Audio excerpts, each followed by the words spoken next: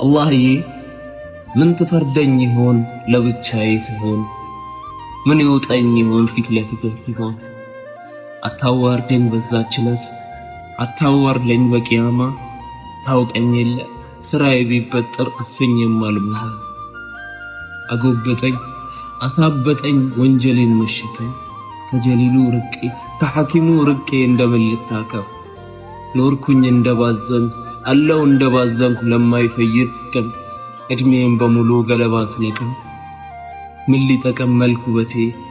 ምን ሊጠቅም ቤት ንብረቴ? ምን ሊጠቅም መጓጓዣ? ያንተን እዝነት እስካልገዛ ያንተን ረሕመት እስካልገዛ። ይልቅ የኔ ጌታ አታግኘኝ ከነድፌ ከነግሳንግሴ። በፊትህ ለመቆም እስከመጥን ድረስ ስቀኝ ትንሽ ጊዜ። ስቀኝ ትንሽ አቅል ስሜት የሚሉትን የነፍስያን ችንካር ችዬ እስክነቅል።